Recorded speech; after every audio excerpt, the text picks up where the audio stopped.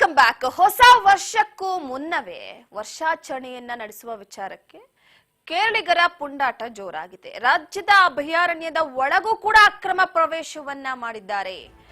ಕೇರಳಿಗರಿಂದ ಪುಂಡಾಟದಿಂದ ರಾಜ್ಯದ ಜನರಿಗೆ, ರೈತರಿಗೆ ಸಂಕಷ್ಟ ಆಗಿದೆ. ರಾಜ್ಯದ ಅಭಯಾರಣ್ಯದ ಒಳಗೂ ಅಕ್ರಮ ಪ್ರವೇಶ ಮಾಡಿದ್ದಾರೆ. ಈಗ ಕೇರಳಿಗರಿಂದ ಅವರ ಪುಂಡಾಟದಿಂದ ರಾಜ್ಯದ ಜನರಿಗೆ, ರೈತರಿಗೆ ಸಂಕಷ್ಟ ಆಗ್ತಾ ಇದೆ.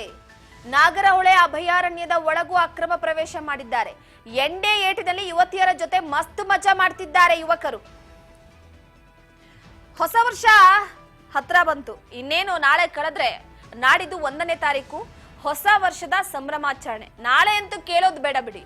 ಹೊಸ ವರ್ಷದ ಹಬ್ಬ ಆಚರಣೆಯ ವಿಚಾರಕ್ಕೆ ಸಂಬಂಧಪಟ್ಟಂತೆ ಈ ಹೊಸ ವರ್ಷವನ್ನ ಬಹಳ ವಿಭಿನ್ನ ರೀತಿಯಲ್ಲಿ ಎಲ್ಲರೂ ಕೂಡ ಬರಮಾಡ್ಕೊಳ್ತಾರೆ. ಆದ್ರೆ ಈ ಬಾರ್ಡರ್ ವಿಚಾರದಲ್ಲಿ ಗಮನಿಸ್ತಾ ಇರಬಹುದು ನೀವು, ಇದು ಕೇರಳದ ಬಾರ್ಡರ್. ಇದು ಅಂದ್ರೆ ಸದ್ಯಕ್ಕೆ ನಾಗರಹೊಳೆ ಅಭಯಾರಣ್ಯ ಅಲ್ಲಿ ಕೇರಳ ಹತ್ರ ಇದೆ. ಆ ಅಭಯಾರಣ್ಯಕ್ಕೆ ಹೊಂದ್ಕೊಂಡಿರುವಂತಹ ಹಿನ್ನೆಲೆಯಲ್ಲಿ ಎಣ್ಣೆಯಲ್ಲಿ ಮೋಜು ಮಸ್ತಿ ಮಾಡ್ತಿದ್ದಾರೆ. ನೋಡಿ, ಅಲ್ಲೆಲ್ಲ ಕುಡಿದು ಬಿಟ್ಟು ಆ ಬಿಯರ್ ಬಾಟಲ್ಗಳು, ಪ್ಲಾಸ್ಟಿಕ್ ಬಾಟಲ್ಗಳು ತಿಂದುಬಿಟ್ಟು ಹೇಗ್ ಬೇಕು ಹಾಗೆ ಎಸ್ಬಿಟ್ಟು ಹೋಗಿದ್ದಾರೆ.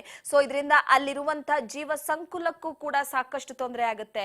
ಅಕ್ರಮವಾಗಿ ಪ್ರವೇಶ ಮಾಡೋದು, ಅಲ್ಲಿ ಯಾರಿಗೂ ಕಾಣದ ರೀತಿಯಲ್ಲಿ ಒಂದು ಕಡೆ ಯಾವುದೋ ಒಂದು ಮೂಲೆಯಲ್ಲಿ ಕುತ್ಕೊಬಿಟ್ಟು ಎಣ್ಣೆ ಹೊಡೆದು ಮಸ್ತ್ ಮಜಾ ಮಾಡುವಂಥದ್ದು. ಯುವತಿಯರ ಜೊತೆಗೂ ಕೂಡ ಯುವತಿಯರನ್ನ ಕರೆದುಕೊಂಡು ಬಂದು ಮೋಜು ಮಸ್ತಿ ಮಾಡಿದ್ದಾರೆ. ಸೊ ಆ ನದಿಯ ದಡದಲ್ಲಿ ಗಮನಿಸ್ತಾ ಇರಬಹುದು, ಬಿಯರ್ ಬಾಟಲ್ಗಳು, ಬೇರೆ ಬೇರೆ ರೀತಿಯ ವಸ್ತುಗಳೆಲ್ಲ ಕೂಡ ಅಲ್ಲಿ ಬಿದ್ದಿದೆ. ಸೊ ಈ ಹಿನ್ನೆಲೆಯಲ್ಲಿ ಸ್ವಲ್ಪ ಎಚ್ಚರಿಕೆಯನ್ನ ವಹಿಸಬೇಕಾಗಿದೆ. ತಮಗಿಷ್ಟ ಬಂದ ರೀತಿಯಲ್ಲಿ ಕೇರಳಿಗರು ಅಕ್ರಮವಾಗಿ ಪ್ರವೇಶ ಮಾಡೋದಕ್ಕೆ ಅಲ್ಲಿ ಹೇಗೆ ಸಿಗ್ತಾ ಇದೆಯೋ ಜಾಗ ಗೊತ್ತಿಲ್ಲ. ಇಷ್ಟೆಲ್ಲ ಮಾಡಿದ್ರು ಕೂಡ, ಇಷ್ಟೆಲ್ಲ ಪುಂಡಾಟ ಮಾಡಿದ್ರು ಕೂಡ ಇದ್ರ ಬಗ್ಗೆ ಸ್ವಲ್ಪ ಅಲರ್ಟ್ ಆಗ್ಬೇಕಾಗಿದೆ. ಅರಣ್ಯ ಅಧಿಕಾರಿಗಳು ಆ ಭಾಗದಲ್ಲಿ ಅತಿ ಹೆಚ್ಚಾಗಿ ಸ್ವಲ್ಪ ಸೆಕ್ಯೂರಿಟಿಗಳನ್ನ ಹಾಕ್ಬೇಕಾಗತ್ತೆ. ಸೊ ಇದರಿಂದ ರೈತರಿಗೆ, ಜನರಿಗೆ, ಪ್ರಾಣಿ ಪಕ್ಷಿಗಳಿಗೆ ಎಲ್ಲದಕ್ಕೂ ಕೂಡ ತೊಂದ್ರೆನೆ. ಈ ರೀತಿ ಕರಗದ ಪ್ಲಾಸ್ಟಿಕ್ ವಸ್ತುಗಳನ್ನ, ಬಾಟಲ್ಗಳನ್ನ ಬೇಕಂದ್ರಲ್ಲಿ ಬಿಸಾಕಿ ಹೋಗುವಂತಹ ಈ ಪುಂಡರಿಗೆ ಸರಿಯಾಗಿ ಬುದ್ಧಿ ಕಲಿಸಬೇಕಾಗಿದೆ. ಇನ್ನೇನು ನಾಳೆ ವರ್ಷದ ಕೊನೆ, ನಾಳೆ ಅಂತೂ ಫುಲ್ ಮೋಜು ಮಸ್ತಿಯಲ್ಲೇ ತೊಡಗಿರ್ತಾರೆ. ನಾಗರಹೊಳೆ ಅಭಯಾರಣ್ಯ ಒಂದು ಅತಿ ಹೆಚ್ಚಿನ ಜನಸಂಖ್ಯೆಯನ್ನ ಆಕರ್ಷಣೆ ಮಾಡುವಂತಹ ಪ್ರವಾಸಿ ತಾಣ. ಅದರ ಜೊತೆಗೆ ಸಾಕಷ್ಟು ಬುಡಕಟ್ಟು ಜನಾಂಗ, ಕಾಡು ಜನಾಂಗ, ಸುತ್ತಮುತ್ತಲ ರೈತರು ಇರುವಂತಹ ಪ್ರದೇಶ. ಅಲ್ಲಿ ಈ ರೀತಿಯಾದಂತಹ ಪುಂಡಾಟವನ್ನ ಮೆರೀತಿದ್ದಾರೆ.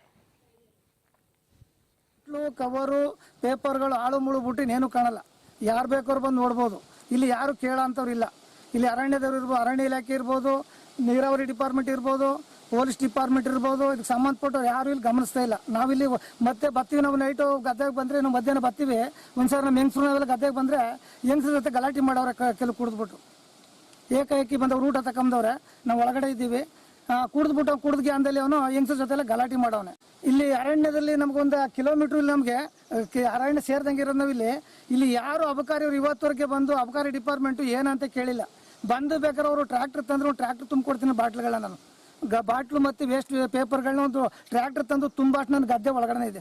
ಇಲ್ಲಿ ನಮ್ಗೆ ಇಲ್ಲಿ ಪಾಮ್ ಆಯಿಲ್ ತೋಟ ಅಂತಿದೆ. ಜೊತೆಗೆ ಇಲ್ಲಿ ನಮ್ದು ಇಲ್ಲಿ ನರ್ಸರಿ ಇದೆ, ತಾರ್ಕಾ ಡ್ಯಾಮ್ದು ಅಗ್ರಿಕಲ್ಚರ್ದು ನಮ್ಮ ಗದ್ದೆಗೆ ಸೇರಿದಂಗೆ. ಅದ್ರೊಳಗಡೆ ಸಾಕಷ್ಟು ಅನಾಹುತ ಆಗ್ತಾ ಇದೆ.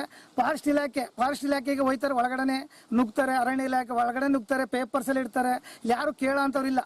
ಅವ್ರು ಎಲ್ಲಿ ಕುಡಿತಾರೆ, ಎಲ್ಲಿ ತಿಂತಾರೆ, ಎಲ್ಲಿ ಮಾಡ್ತಾರೆ ಅಂತ ಇವತ್ತವರೆಗೂ ಯಾರೂ ಕೇಳಿರೋರಿಲ್ಲ. ಪೊಲೀಸ್ ಎಲ್ಲೇ ಒಂದಿನ ಓಡಿಸ್ತಾರೆ, ಅವರ ಏರಿ ಪಕ್ಕ ಇದ್ರೆ ಓಡಿಸ್ತಾರೆ. ಅಷ್ಟು ಬಿಟ್ರೆ ಈ ಎಡಕ ಬಲ್ಕ ಬಂದು ಪೊಲೀಸ್ನವ್ರು ಸುಧಾ ಗಮನಿಸ್ತಾ ಇಲ್ಲ.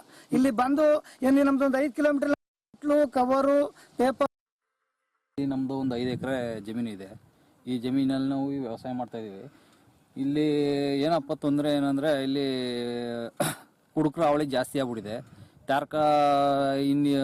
ತಾರ್ಕಾ ಗ್ರಾಮದಲ್ಲಿ ಮೀನು ಸಿಗ್ತವೆ. ಮೀನು ತಗೊಂಡು ಇಲ್ಲಿ ಕುಡಿಯಕ್ಕೆ ಬರೋದು, ಎಲ್ಲ ಬಾಟ್ಲೆಲ್ಲ ಹೊಡೆಯೋದು ಎಲ್ಲ ಫುಲ್ಲು ಅವ್ರದ್ದೇ ದಾಂಧಲೆ ಆಗ್ಬಿಟ್ಟೈತೆ. ಇಲ್ಲಿ ಸಂಬಂಧಪಟ್ಟಂತಹ ಅರಣ್ಯ ಇಲಾಖೆಯವರಾಗಲಿ ಮತ್ತು ನೀರಾವರಿ ಡಿಪಾರ್ಟ್ಮೆಂಟ್ ಅವರಲ್ಲಿ ಯಾವುದಕ್ಕೂ ತಲೆ ಕೆಡಿಸ್ಕೊತಾ ಇಲ್ಲ.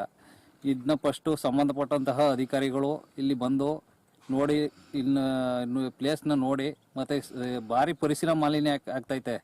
ಎಲ್ಲ ಬಾಟ್ಲುಗಳು ಮತ್ತು ಪೇಪರು ಎಲ್ಲ ದನ ಕರುಗಳು ಮೇಯುವಂಥ ಮೇವು ಇದು, ಅದನ್ನೆಲ್ಲ ತಿಂದು ದನ ಕರುಗಳು ಒಂದೊಂದು ಸಾವನ್ನಪ್ತಿದ್ದಾವೆ.